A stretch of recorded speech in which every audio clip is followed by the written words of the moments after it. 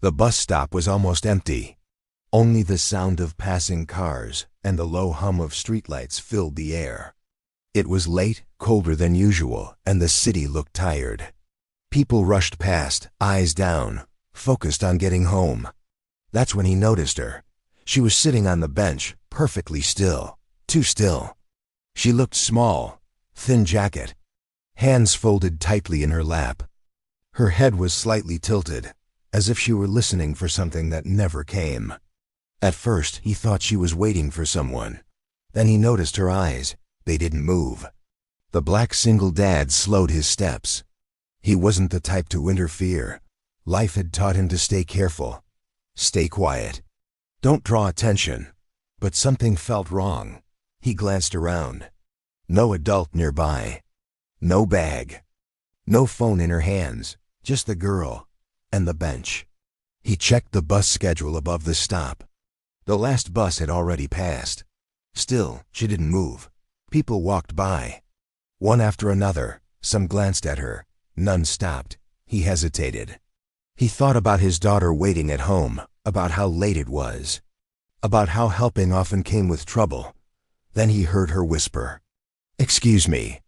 The voice was soft, unsure. He stopped completely. She wasn't speaking to anyone in particular. Just hoping someone would hear, he turned back. "Hey," he said gently, keeping his distance. "Are you okay?" She turned her head toward his voice. "Yes," she replied quickly. Too quickly. He noticed how her eyes stayed fixed, how she didn't look at his face. "Are you waiting for someone?" he asked. She nodded, then shook her head, then went still again. "I was," she said quietly. "I think I was." That sentence sent a chill through him. "What do you mean?" he asked. She pressed her fingers together. "They said they'd come back." "Who?" he asked. "My aunt," she replied. "She told me to sit here and not move." She said the bus stop was safe. His chest tightened. "How long have you been here?" he asked. She hesitated. Since it was still bright, the streetlight flickered above them. "Do you know what time it is now?" he asked. She shook her head. "I can't see the sky," she said softly. "But it feels late." He swallowed hard. "Can you see at all?" he asked gently. "No," she replied. "Not since I was little." The weight of her words pressed down on him. "You're blind?" he asked quietly. "Yes," she said. "But I can hear really well." He looked around again. Still no one. "Do you have a phone?" he asked. She shook her head. "Did your aunt take it?" he asked. "I never had one," she said. "Do you know her number?" he asked. She paused. She said I didn't need to remember it anymore. That was when he knew. She had been abandoned. His jaw tightened. Anger rose, but he kept his voice calm. "Did she say where she was going?" he asked. "She said she had to do something important," the girl replied. "She said I was strong enough to wait." He crouched down slowly so he was closer to her level. "What's your name?" he asked. She told him. He didn't repeat it out loud, just nodded. "My name is," he said, then stopped himself. Names didn't matter right now. "I have a daughter," he said instead. "She's around your age." The girl's face softened a little. "She gets scared of the dark," she said. "So do a lot of people," he replied. They sat in silence for a moment. "I didn't want to move," she whispered. "I was afraid I'd get lost." His throat burned. "You did the right thing," he said. "But you shouldn't be here alone. Am I in trouble?" she asked suddenly. "No," he said quickly. "Not at all. People usually get mad," she said. "When I need help." He closed his eyes briefly. "You're not a problem," he said. "You're a child." A bus passed without stopping. He stood up slowly. "Listen," he said. "I'm not going to leave you here." She looked relieved and scared. "Are you sure?" she asked. "Yes," he said firmly. "I promise." That promise would change both their lives. He didn't rush. That was the first thing she noticed. Most adults spoke fast when they were nervous. This man didn't. His voice stayed steady, like he was afraid of frightening her more than he already had. All right, he said gently. We're going to take this one step at a time. She nodded, her hands still folded tightly in her lap. He told her his first name and waited. She didn't repeat it, but he could tell she was listening carefully, memorizing the sound of his voice. Can I ask you something? He said. Yes, she replied. Has this happened before? He asked. Being left alone like this? She hesitated longer this time. Yes, she said quietly, but not this long. His chest tightened. Where were you before today? He asked. At my aunt's apartment, she answered. She said it was only for a little while. He sat beside her on the bench, leaving space so she wouldn't feel trapped. Do you know where your parents are? He asked carefully. Her fingers twisted together. My mom got sick, she said. A long time ago. And your dad? He asked. I never met him, she said. That's what they told me. He nodded slowly, even though she couldn't see it. Your aunt takes care of you? He asked. Yes, she said. Most of the time. Something in her tone felt unsure. Did she bring you here today? He asked. Yes, the girl said. She said she had to meet someone and that buses were safe places. He looked at the empty street. Did she say when she'd be back? He asked. She said before dark, the girl replied. It was long past dark now. He felt anger rise again, but he kept it buried. The girl didn't need his anger. She needed calm. Did she give you food? He asked.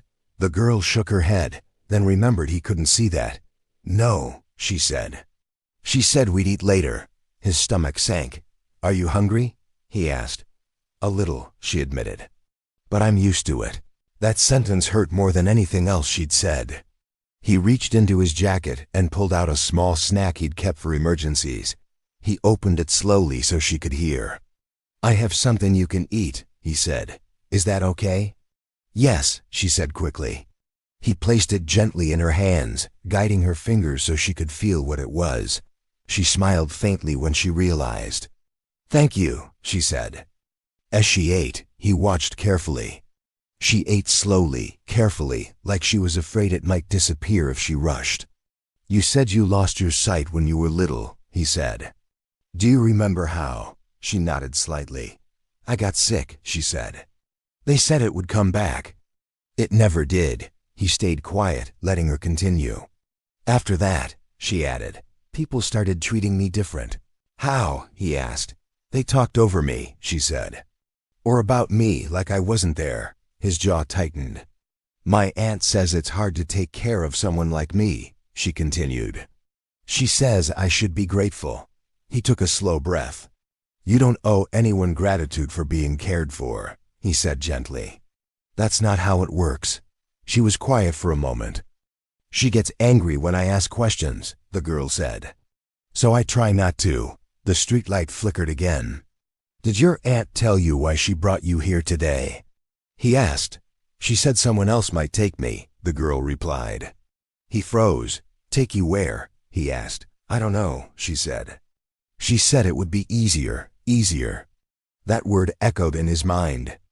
Did she tell you to stay here no matter what? He asked. Yes, the girl said. She said not to trust strangers. He looked at her sadly. And yet, he said softly, she left you with strangers. The girl's shoulders slumped. I tried to be very quiet, she said, so no one would get mad. That broke him. He looked around again. Cars passed. No sign of the aunt. Listen to me, he said firmly but kindly. You did nothing wrong. Are you sure? She asked. Yes, he said. Very sure. She nodded slowly. What happens now? She asked. He thought carefully before answering. Now, he said, we make sure you're safe. Are you taking me back to her? She asked, fear in her voice. No, he said immediately. Not tonight. She let out a breath she didn't realize she'd been holding. You're not in trouble, he added. And you're not alone. She sat quietly for a moment. Do you promise? She asked. He didn't answer quickly. Yes, he said finally. I promise. That promise felt heavier than the first one. He stood up slowly. I'm going to help you stand, he said. Okay, she nodded. He guided her carefully, letting her hold his arm. As they stood at the bus stop together, he realized something. Helping her wouldn't be simple. It would mean questions, suspicion, responsibility, but leaving her would mean something worse. He looked down at her. "Let's go," he said. She held onto his arm a little tighter. And in that moment, he knew this was no longer just about helping a stranger. It was about protecting a child the world had already decided was too easy to leave behind. He didn't take her to a bus. He didn't even look at the schedule again. He had already decided the bus stop was no place for a blind child, especially one who had been left there on purpose. He guided her slowly along the sidewalk. The city sounded different at night.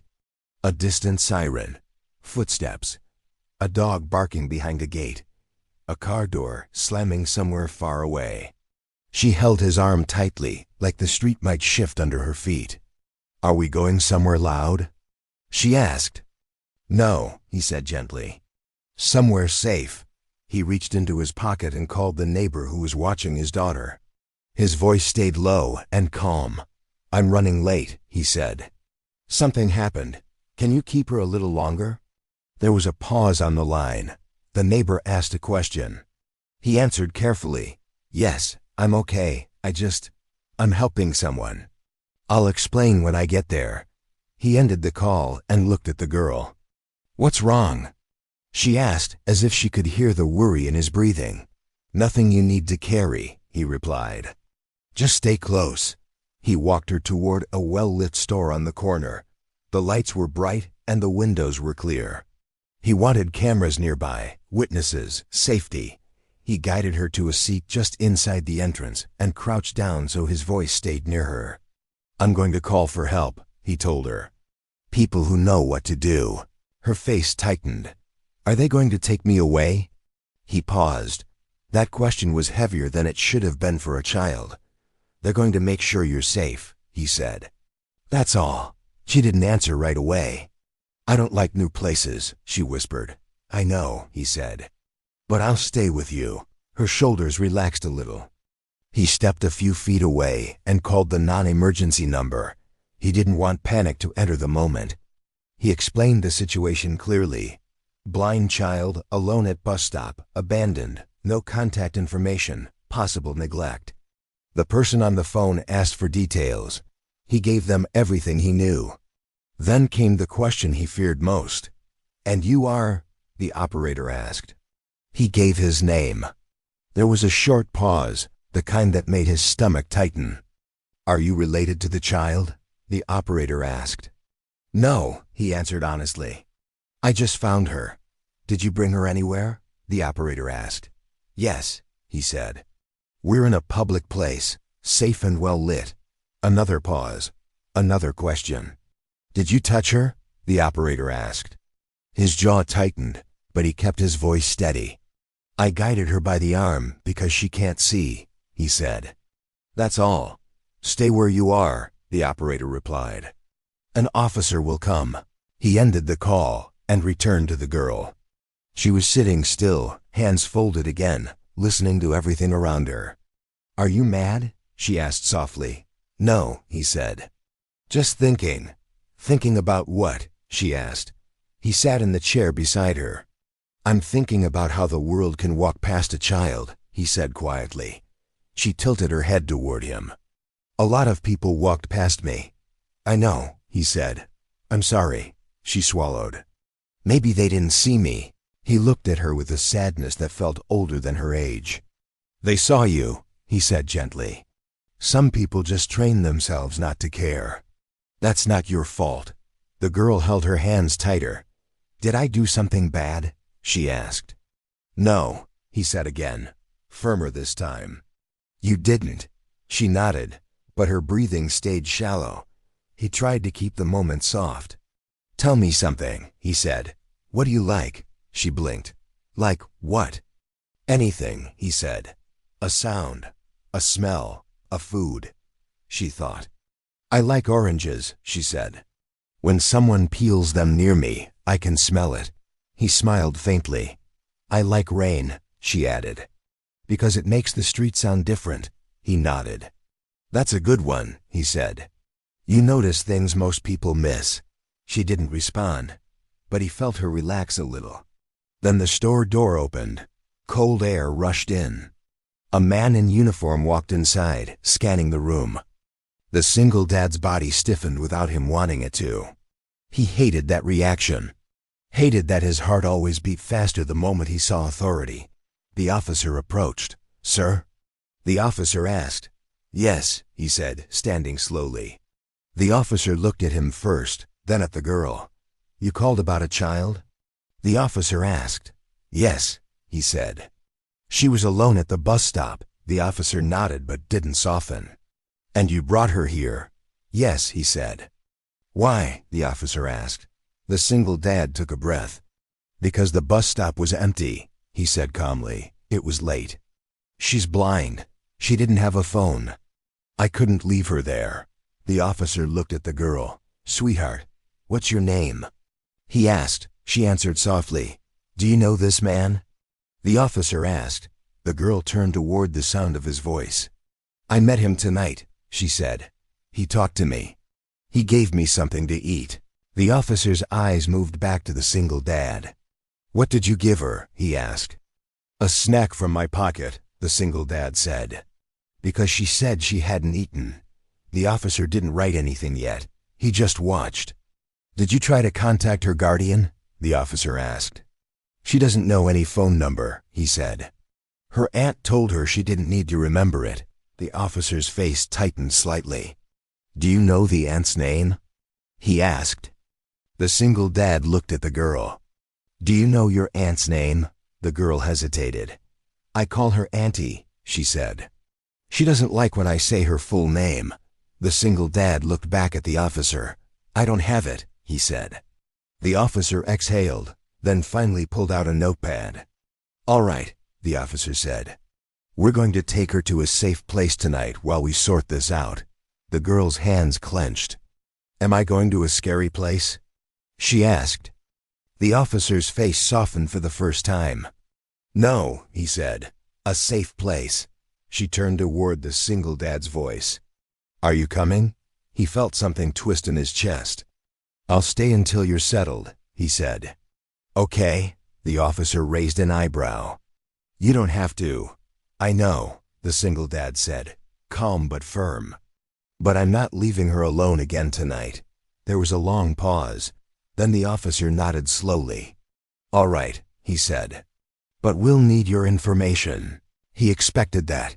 He gave his name, address, and number. The officer wrote it down. The girl whispered, "Are you going to get in trouble because of me?"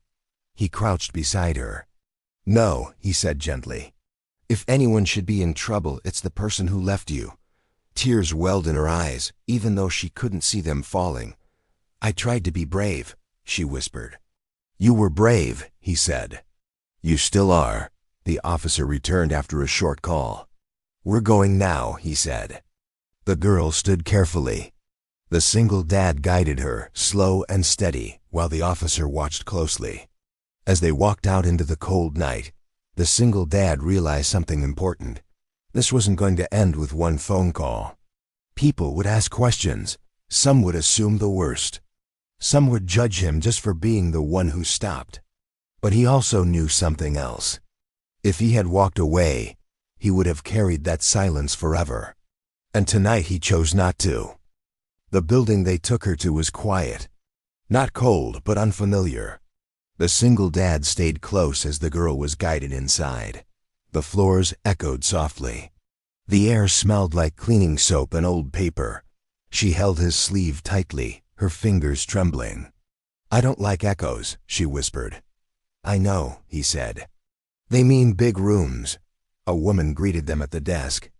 Her voice was gentle, practiced. "You did the right thing bringing her in," she said to him. "We'll take care of her tonight." He nodded, but his body stayed tense.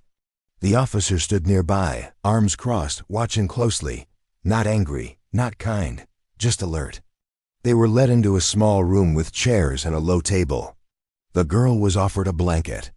She wrapped it around her shoulders without letting go of him. "Can he stay?" she asked quietly. The woman looked at him. "He can stay for a bit," she said. While we talk, he sat beside the girl, hands folded. He had learned to stay calm in rooms like this. Calm was often mistaken for guilt, but panic was worse. The question started gently.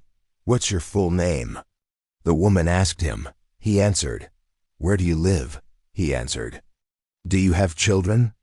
"Yes," he said. "A daughter." "How old?" "7."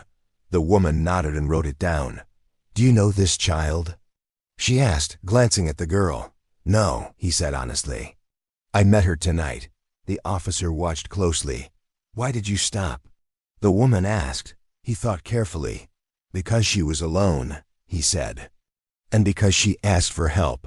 The girl nodded slowly, hearing her name spoken, but not understanding the tone. "Did you consider leaving?" the woman asked. He didn't answer right away. "Yes," he said finally. "But I couldn't." The woman paused her writing. "Why?" she asked. "Because I imagined my daughter sitting alone like that," he said quietly. "And I hoped someone would stop for her." The room went quiet for a moment. The officer cleared his throat. "We'll need to check your background," he said. "Standard procedure." The single dad nodded. "I understand," he said. He always understood. Even when it hurt. The woman turned toward the girl. "Sweetheart," she said softly, "can you tell me again who brought you to the bus stop?" "My aunt," the girl replied. "Do you know where she lives?" the woman asked. "Yes," the girl said. "I know how the apartment smells." The woman paused. "Can you describe it?" The girl nodded. "Old food, strong soap. And there's a man upstairs who smokes." The woman exchanged a glance with the officer. "Do you know the street name?" she asked. The girl shook her head. "Did your aunt tell you she was leaving you?" the woman asked. "No," the girl said. "She said she'd come back." "When?" the woman asked.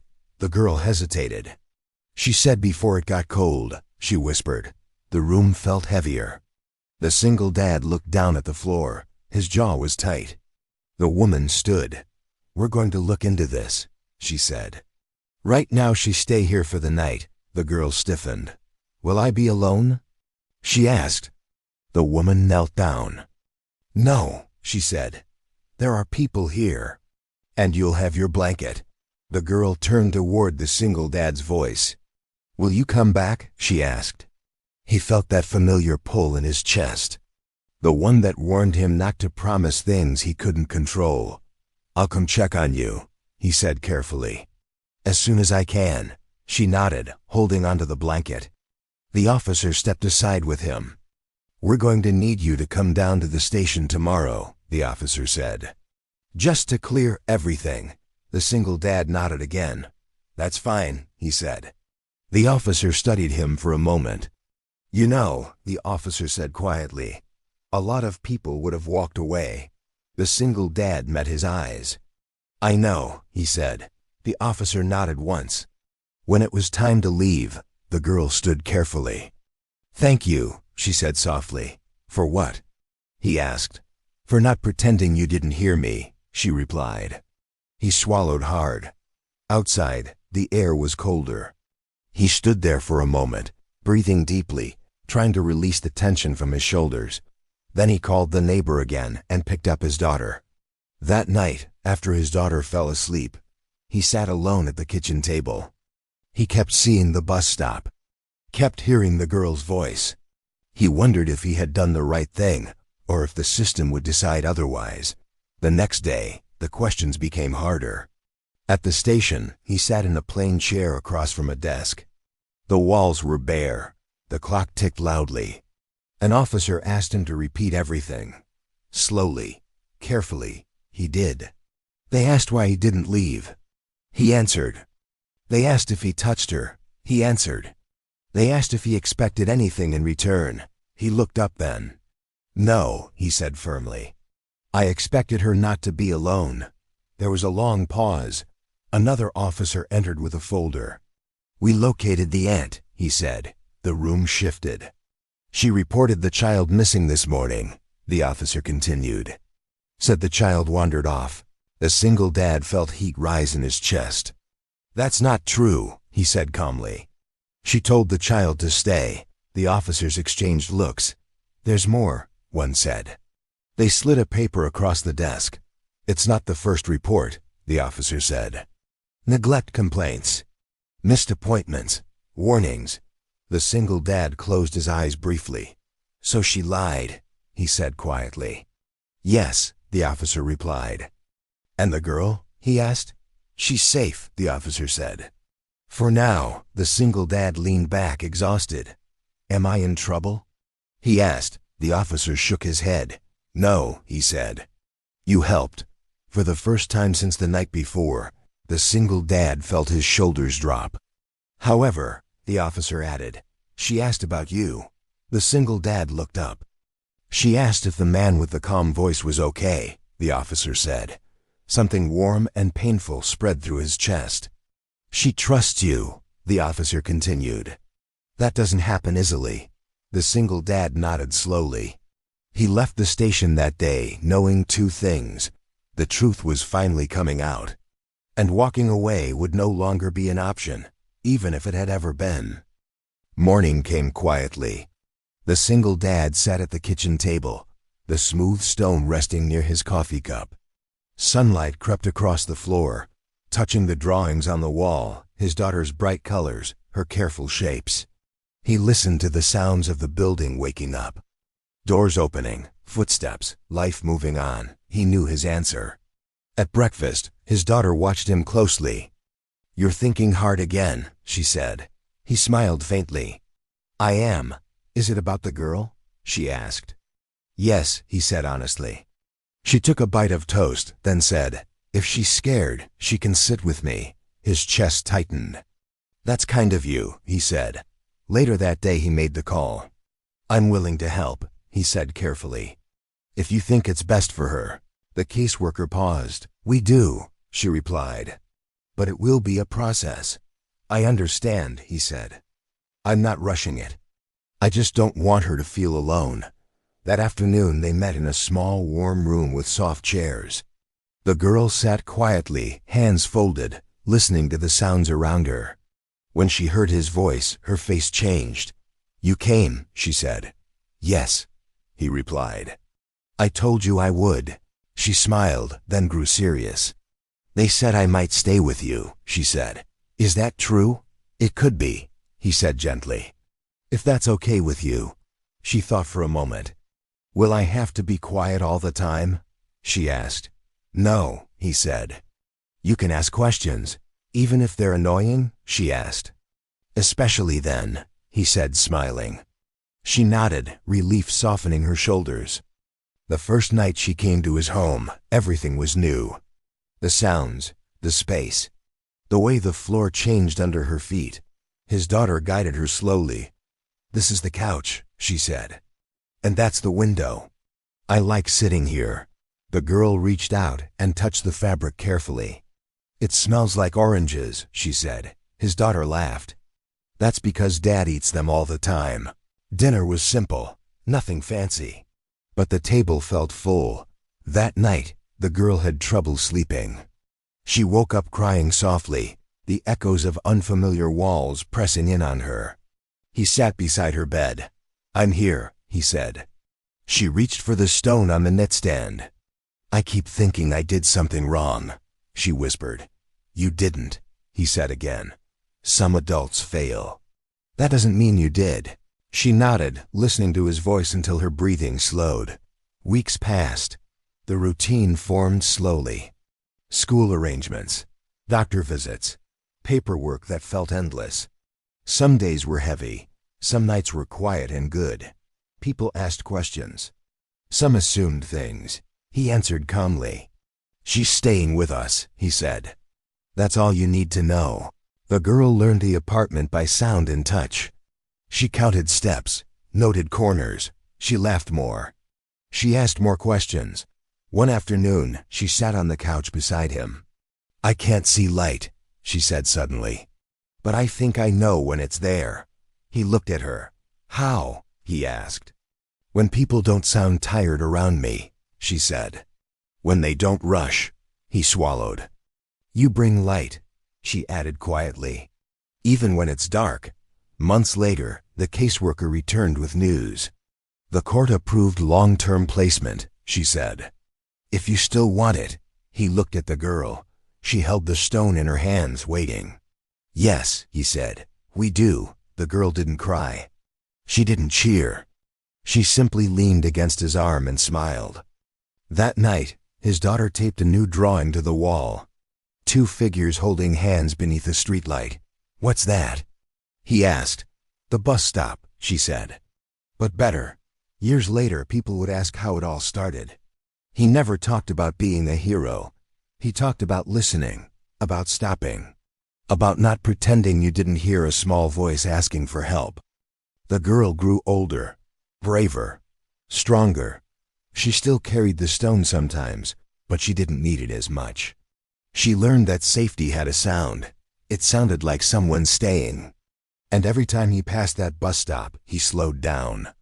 Not because of pain, but because that was where a choice changed everything.